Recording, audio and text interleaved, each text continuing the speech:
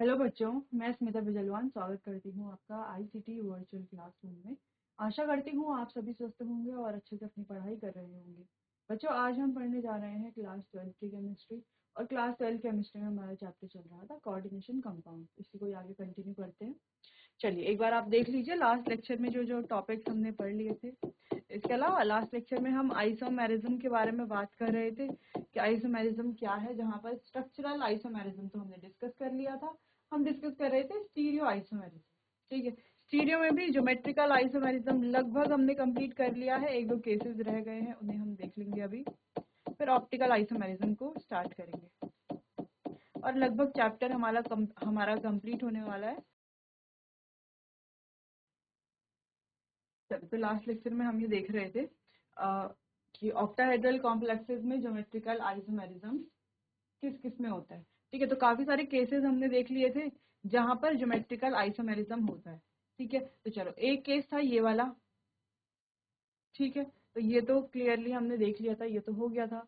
Next था ये वाला जहां पर फेक आइसोमर और मर आइसोमर बन रहे थे। तो किस तरीके से ये बनते हैं ये भी हमने देख लिया था। ठीक है, एक होता है फेशियल प्लेन, एक होता है मेरिडियोनल प्लेन।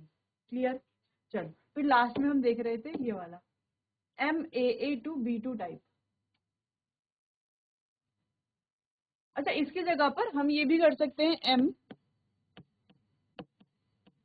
MAA2BC टाइप, है ना। B2 की जगह BC, यानी कि दो अलग अलग लीगेंड आ सकते हैं। ठीक है, तो जैसे आप यहाँ पर देखो तो किस तरीके से हमने बनाया था। मान लो ये कोई हमारा मेटल है।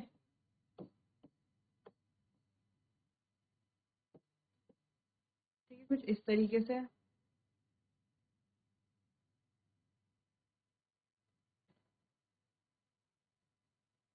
तो देखो सिस कैसे बनाया है हमने। ये है Cl यहाँ पर, ये है Cl यहाँ पर, सिस पोजीशन पर हो गया। ठीक है, तो यहाँ पर है हमारा NH2। ये हमारी पूरी ये रिंग है ET की, और यहाँ पर है NH2। ठीक है, इस तरीके से ये क्या है, अगर आप देखो तो मान लो ये क्या है हमारा, ये जो हमारा प्लेन है। ठीक है, अलग अलग लीगेंड है, और जो लीगेंड है ना वो यहाँ से इस तरीके से रिंग टाइप के बन रहे हैं यहाँ। ठीक है, चलो नेक्स्ट यहाँ पे था।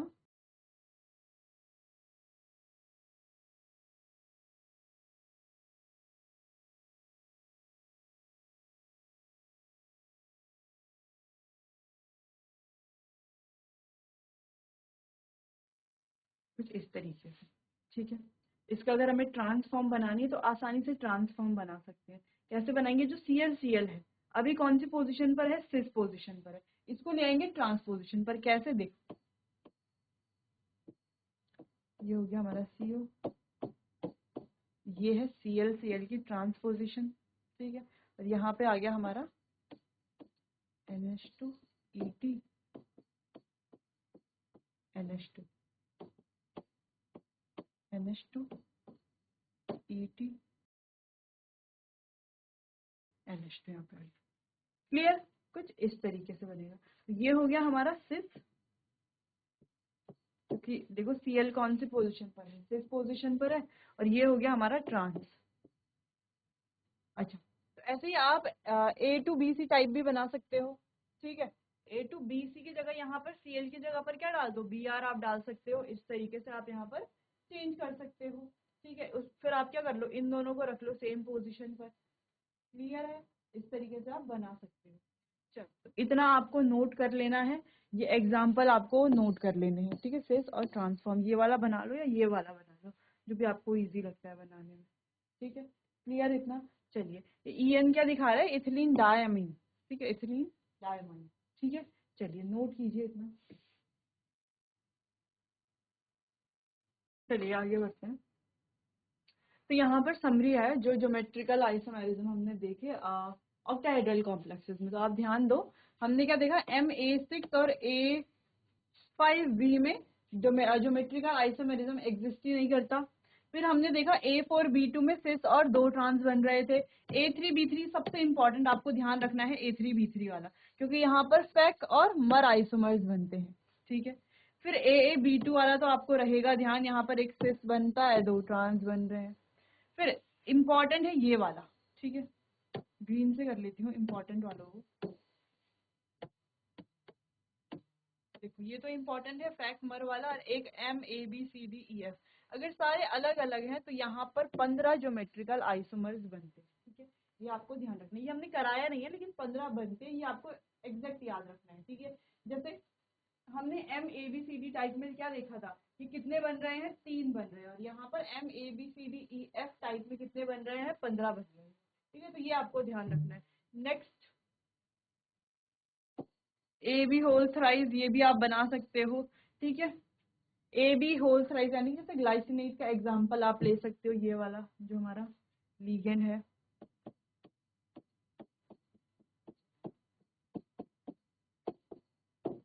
ये वाला। ठीक है, इसका आप एग्जांपल ले सकते हो। ठीक है, यहाँ पर। और नेक्स्ट है हमारा MA2B2 टाइप, A2B2C2 टाइप। ठीक है, तीनों क्या है, अलग अलग है। तो ये हो रहे 5, यहाँ पर बन रहे 6 और ट्रांस 2। ठीक है, तो ये आपको एज इट इज आप इतना अगर आप याद भी कर लोगे तो भी आपके लिए इजी हो जाएगा। और अगर आप याद नहीं भी करते हो तो आपको क्या करना है, सिर्फ स्ट्रक्चर बनाना है। आप स्ट्रक्चर बना लोगे तो आपको पता चल जाएगा सिस बन रहा है या ट्रांस बन रहे हैं, यानी कि इसके आइसोमर बन रहे हैं या नहीं बन रहे हैं। तो ये आप आसानी से वैसे भी बना सकते हो, और अगर आपको ये याद भी है, आपने याद कर लिया कि इसके 15 है, ये तो आपको याद ही करना पड़ेगा, आप इतने सारे बनाओगे नहीं। ठीक है, जैसे यहाँ पर आपको आसानी से आप देख करके बना करके देख सकते हो कि फ्रैक्मर आइसोमर बन रहा है या नहीं। ठीक है, चलो तो इतना आपको नोट कर लेना है। चलिए आगे बढ़ते हैं, बात करते हैं ऑप्टिकल आइसोमेरिज्म की।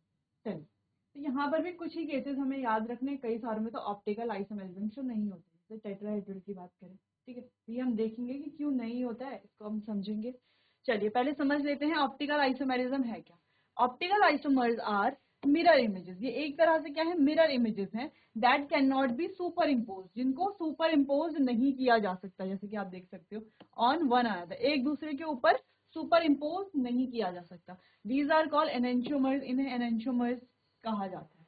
द मॉलिक्यूल और ions that can be super impose, और जिन्हें सुपर इम्पोज किया जा सकता है उन्हें कहा जाता है कायरल। अभी हम दोनों टर्म्स को देखेंगे कि ये क्या होते हैं। वैसे फिलहाल हमने देख लिया जिन्हें सुपर इम्पोज कर सकते हैं वो क्या हो गए, हमारे कायरल हो गए। ठीक है, अब जो कायरल होंगे उनमें प्लेन ऑफ सिमिट्री नहीं होती। आपको ध्यान रखना है कि जो कायरल है जिनको हम सुपर इम्पोज नहीं कर सकते, that can not be super impose, जिसको हम जैसे मान लो एक हमने बनाया है, ये है मेटल, यह लीगेंड, अलग अलग लीगेंड ABCD, तो ये क्या हो गया, हमारा कायरल हो गया। ये क्या है, हमारा कायरल सेंटर है।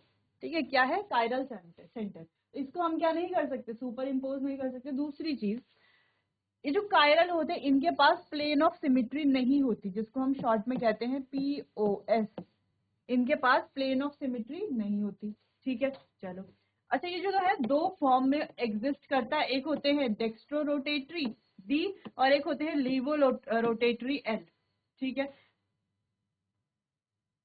चल, the direction they rotate the plane of polarized light in a polarimeter, D rotate to the right, D जो है राइट की तरफ रोटेट करता है लाइट को, और L जो है वो क्या करेगा, लेफ्ट की तरफ राइट को रोटेट करता है, लाइट को रोटेट कर सकता है।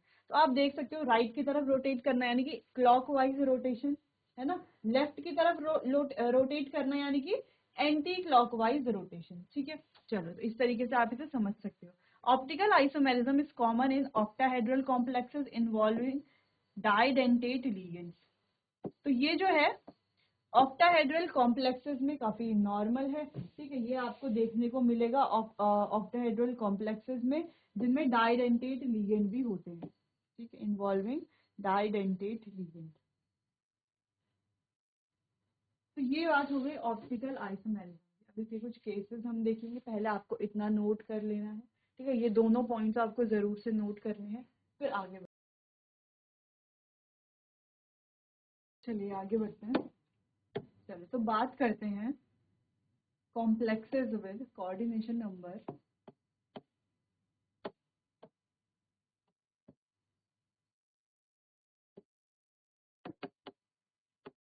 With coordination number 4। Coordination number 4 के दो कॉम्प्लेक्सेस बन सकते हैं, एक होते हैं टेट्राहेड्रल और एक होते हैं स्क्वायर प्लेनर, ठीक है, जो कि हमने पहले भी पढ़ा ही है। तो चलो बात करते हैं पहला टेट्राहेड्रल कॉम्प्लेक्सेस।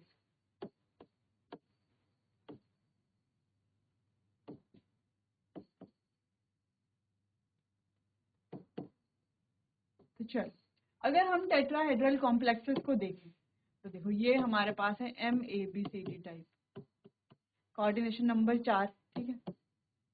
तो जैसे अभी हमने कायरल एक टर्म क्या किया था, डिफाइन किया था, तो ये भी क्या है, कायरल है, ठीक है। अब अगर आप ध्यान से देखो अनसिमेट्रिक भी है ना, अगर आप ध्यान से देखो तो अनसिमेट्रिक भी है, ठीक है। और ये क्या है इसका कायरल सेंटर, क्योंकि चारों क्या है, अलग अलग है, ठीक है।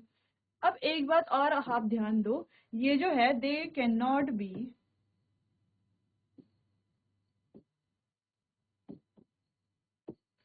resolved in D and L form. D और L फॉर्म क्या है, D यानी कि डेक्स्ट्रो रोटेटरी और L यानी कि laevo rotatory. Dextro rotatory clockwise rotation और laevo rotatory anticlockwise rotation, ठीक है। इतना तो ध्यान रख सकते हैं आप। तो ये क्या करते हैं, डी और एल फॉर्म में रिजॉल्व नहीं करते हैं। क्यों नहीं करते हैं डी और एल फॉर्म में रिजॉल्व, मेन क्वेश्चन तो ये है।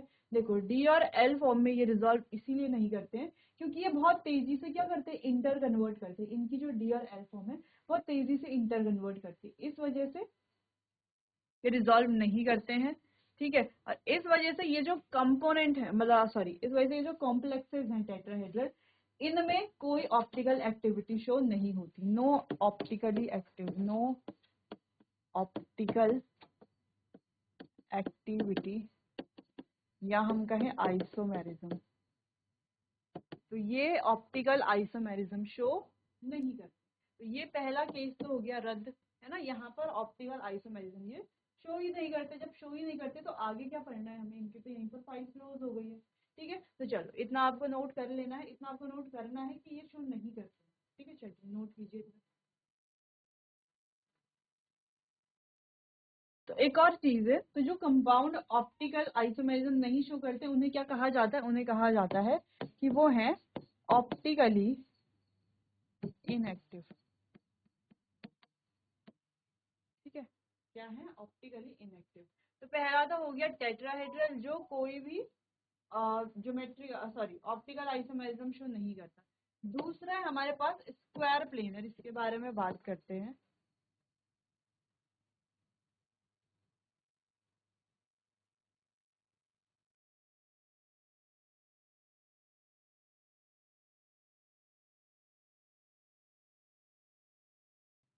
चलो तो स्क्वायर प्लेनर कॉम्प्लेक्सेस के बारे में बात करते हैं। जो स्क्वायर प्लेनर कॉम्प्लेक्सेस हैं होंगे कुछ M A2B2 टाइप, ठीक है। चलो ये हो गया हमारा M।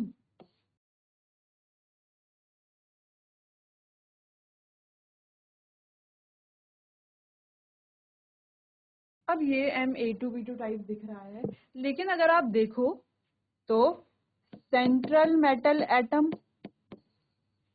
as well as ligands lie on same plane।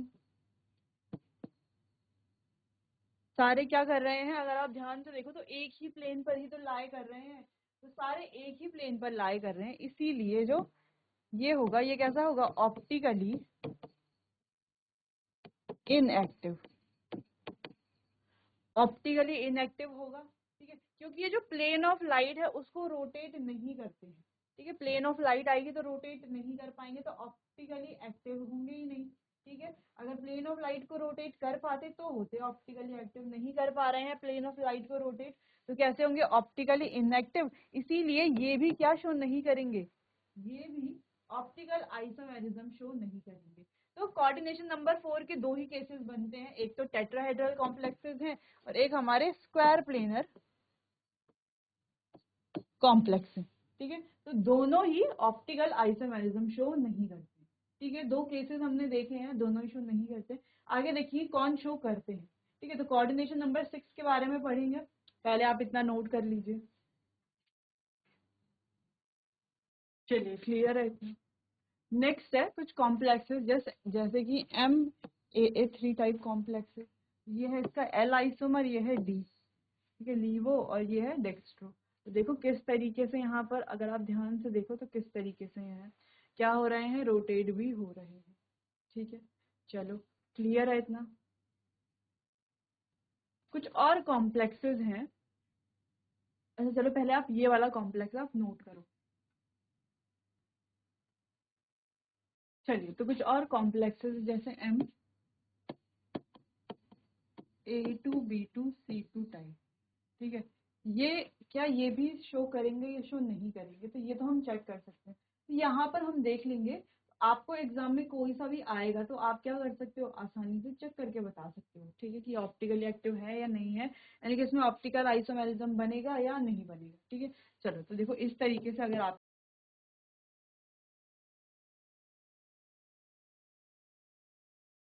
ये होता है हमारा ऑक्टाहेड्रल, ठीक है, ये हो गया CC।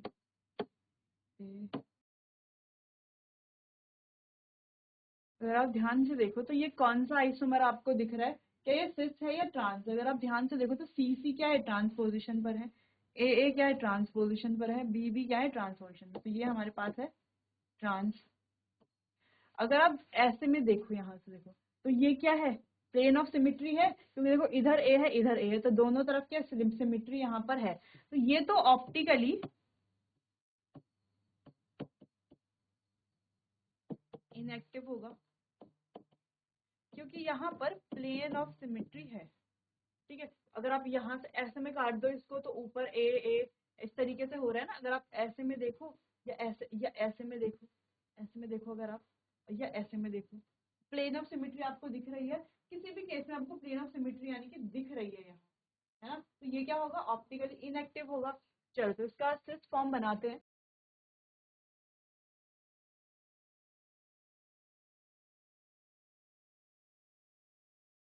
सी को ले आएंगे यहाँ पर,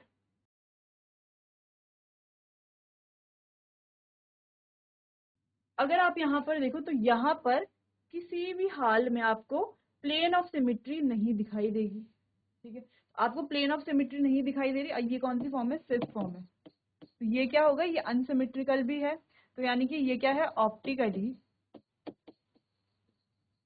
एक्टिव, तो यानी कि यहाँ पर इसके हम इमेज जो है इमेज बना सकते हैं, ठीक है। तो अगर ये हम कह रहे हैं कि ये D फॉर्म है तो इसका L फॉर्म बना लेते हैं। चलो तो आप आसानी से आप भी बना सकते हो इसे।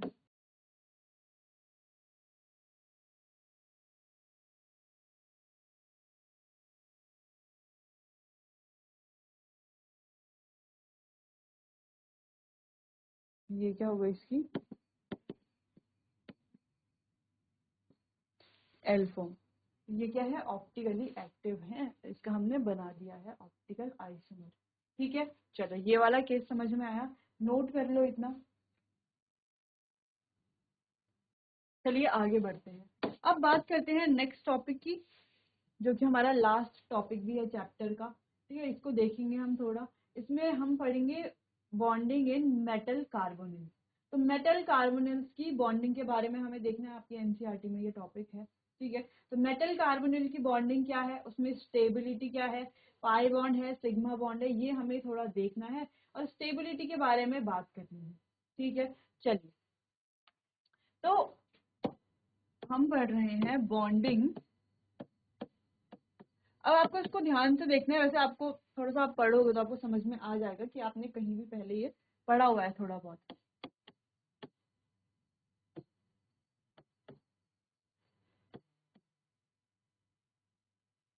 मेटल कार्बोनिल में बॉन्डिंग के बारे में बात करेंगे, ठीक है। चलो अब देखो ये तो है हमारा मेटल और ये है हमारा कार्बोनिल CO। अगर हम CO को ध्यान से देखो तो CO है क्या, C ट्रिपल बॉन्ड O, इसी की बॉन्डिंग हम पढ़ेंगे मेटल के साथ, जो मेटल कार्बोनिल है, कार्बन मोनोऑक्साइड है ना बेसिकली ये तो, ठीक है। अगर हम इसके बॉन्ड ऑर्डर की बात करें तो एमओटी में हमने पढ़ा बॉन्ड ऑर्डर कितना है, 3 है।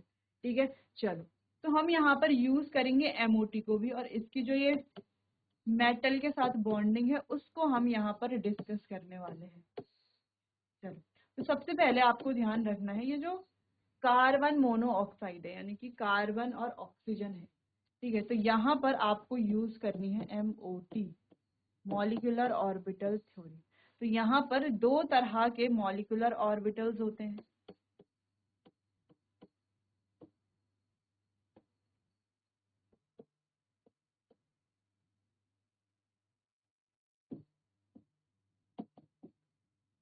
कौन कौन से हैं ये दो तरह के? एक है बॉन्डिंग, केमिकल बॉन्डिंग में हमने पढ़ा है क्लास 11th में, ठीक है। एक है बॉन्डिंग मॉलिक्यूलर ऑर्बिटल और एक है एंटी बॉन्डिंग मॉलिक्यूलर ऑर्बिटल। अब एक चीज आपको ध्यान रखनी है कि जो इसमें सिग्मा बॉन्ड है वो बनेगा बॉन्डिंग मॉलिक्यूलर ऑर्बिटल से।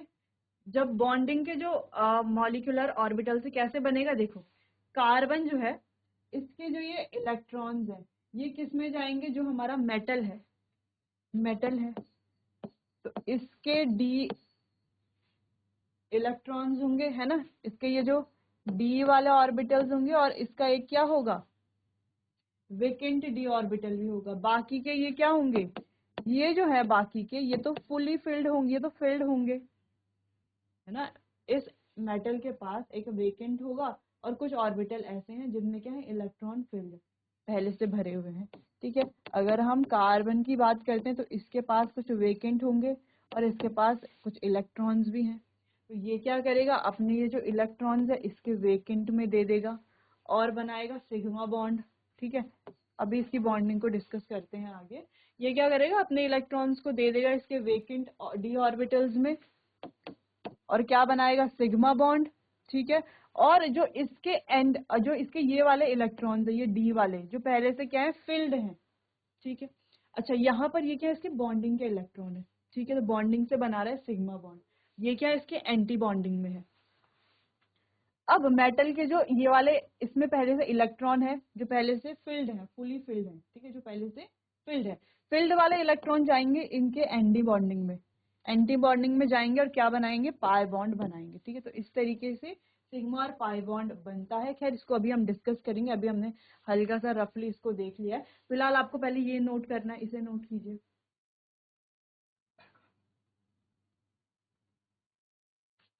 चलिए बच्चों, तो यहाँ पर जो मेटल कार्बोनिल्स है उनकी जो बॉन्डिंग है उसमें सिग्मा बॉन्ड कैसे फॉर्म होता है, पाई बॉन्ड कैसे फॉर्म होता है, और उनकी स्टेबिलिटी क्या है ना। ये जो मेटल कार्बोनिल्स है इनकी स्टेबिलिटी के बारे में बात करेंगे। जैसे हमारे पास दो यहाँ पर कंपाउंड है, एक है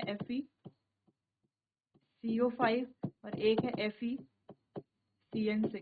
इनमें से ज्यादा स्टेबल कौन सा होगा, ठीक है, ये हम देखेंगे। तो कौन सा होगा, जो मेटल कार्बोनिल वाला है। क्यों, क्योंकि उसमें है ऐसी बॉन्डिंग, कैसी, सिनर्जिक बॉन्डिंग है। अगर आप नॉर्मली कंपाउंड को देखो तो उनमें ऐसी बॉन्डिंग नहीं होगी, लेकिन इसमें मेटल कार्बोनिल में क्या सिनर्जिक बॉन्डिंग है, ठीक है। तो इसको हम एक्सप्लेन करेंगे अपने आने वाले अगले सेशन में। तब तक के लिए आपका बहुत बहुत धन्यवाद।